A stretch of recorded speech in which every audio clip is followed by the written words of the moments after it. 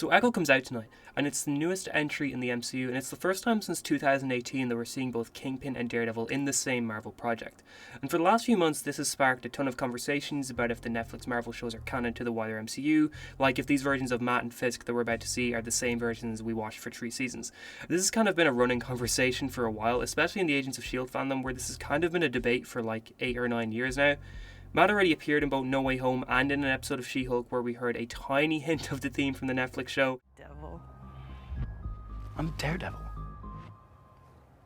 And that kind of silenced people saying that it's not canon for a while. But other than that, there's not really been a definitive yes, the show is canon, or no, it's a different version until now.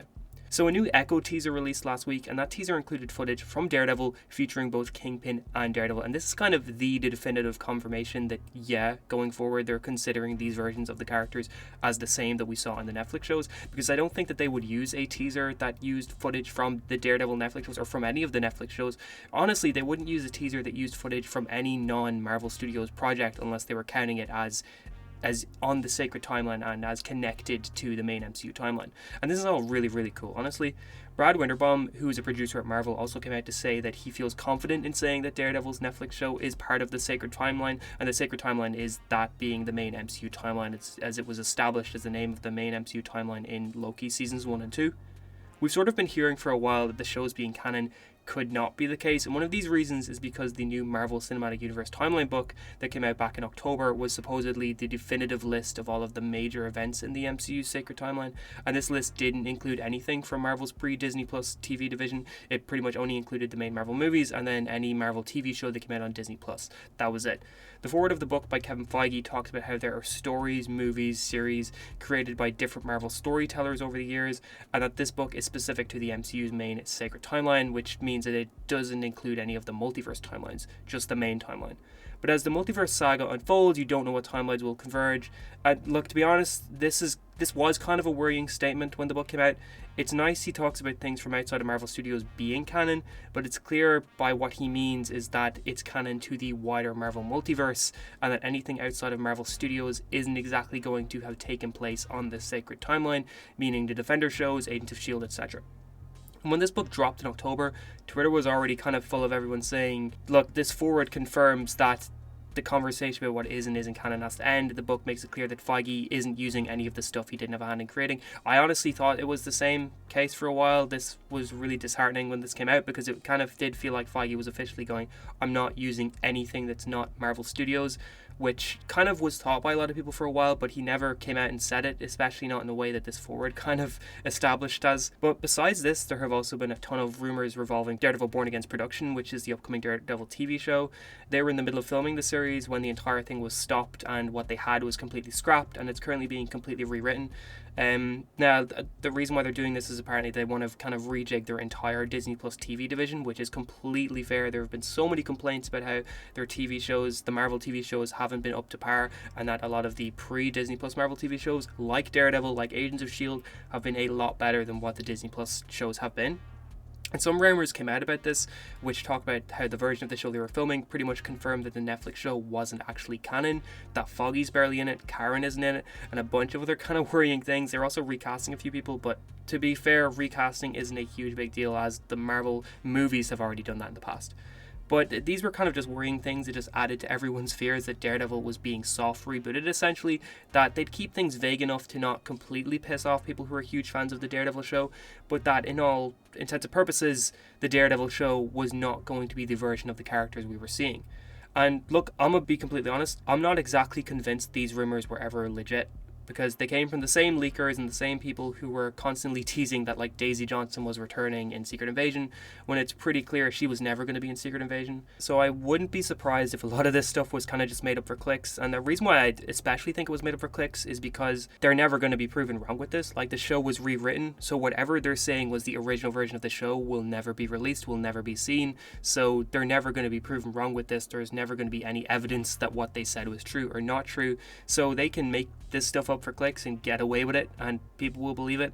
And to be fair, it does sound sort of believable knowing what we know about how Marvel has been handling characters who haven't been made or started by Marvel Studios. But why the sudden switch with all of this? Because the rumors could or could not be true, but that forward from the book honestly feels like the complete opposite of what we've heard from over the last week.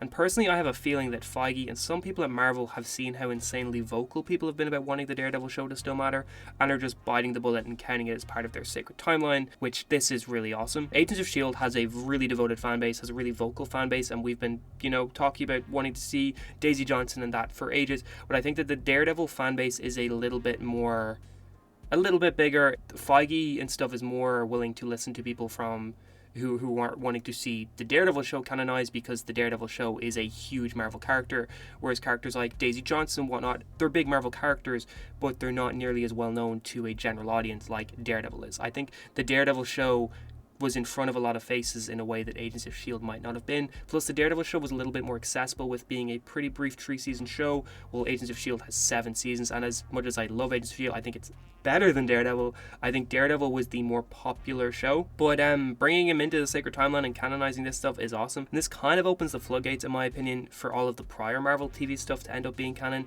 Like, if Daredevil is canon, then that pretty much legitimizes the entire Defenders era of shows, which means Luke Cage is canon, which makes Cloak and Dagger canon, since that has some huge ties, which Cloak and Dagger being canon makes Runaways canon, and it kind of all ties everything in the Marvel TV era together, because that Marvel TV era, it wasn't nearly as continuous, or it wasn't nearly as tied together as the Marvel movies were, but there was still a sense of solidarity, I guess, among the Marvel TV shows, where they knew that they weren't on the Marvel Studios level, but they still had their little tie-ins every now and then, which was really cool. And up until now, they've kind of been extremely cagey on saying yes or no about any of these TV shows, but legitimizing one pretty much means you kind of have to legitimize them all. And I think starting with Daredevil is the right choice, since it is the most well-known and most well-regarded of all of these shows, I would say. We already know Jon Bernthal as Punisher is returning, so I think that this could mean big things for people like Finn Jones or Mike Coulter or Christian Ritter to return, playing Iron Fist, Luke Cage, and Jessica Jones. And once you go outside of these characters, I think it does get a little bit more awkward. Like, as much as I'd love to see the casts of Cloak and Dagger and Runaways return, those shows were definitely a lot more niche and definitely were not watched by nearly as many people as the Defenders shows, or even as Agents of S.H.I.E.L.D. And the characters in Cloak and Dagger and Runaways are also relatively small scale, that I don't think it's likely we'll ever see any of them return, even if the shows are canonized. Hellstrom's definitely never coming back. I don't think we're ever going to see anything related to them in the MCU. Inhumans is actually surprisingly very possible, considering Black Bolt's cameo in Doctor Strange 2, and Inhumans had a really good cast, so I think it's super possible that if they ever did want to go the route of bringing in Adelan and the whole royal family of Inhumans, I think that we could see a lot of the cast being the exact same, because the cast was really good. Agent Carter has already had Jarvis show up in Endgame, so that's pretty much solidified. Agents of S.H.I.E.L.D. though is an awkward one. I think Coulson showing up in a project at some point again is inevitable. Like, Coulson's always going to be showing up in things, whether it's flashbacks, animated stuff. He's always going to kind of be there. Characters like Daisy or Mac or Fitzsimmons, though, are a whole other story. Daisy being the most likely, since she's a full-on Marvel Comics character. Mac, Fitzsimmons being characters that are only really added to the comics after the show started, and with Mac, a character who was very, very, very niche in Marvel Comics decades ago. So that's a whole other story. I think bringing in the Defender shows is a really good sign, but I'm not fully convinced we'll see some of the Agents of S.H.I.E.L.D. people again. They're definitely more likely to show up than Cloak and Dagger or Runaways, but I also think some of the S.H.I.E.L.D. cast, they just require some backstory for their characters that you don't really need to do with people like Daredevil. Either way, we'll see. Anyway, I'm planning on doing a review for Echo and potentially a follow-up video on this if there's anything cool to the Netflix shows. But how are you feeling about the show's place in the MCU Sacred Timeline being confirmed? How are you feeling about all of the other Marvel TV stuff potentially being brought in now that this is being legitimized? And if you enjoyed this video, please consider liking and subscribing, and thanks for watching.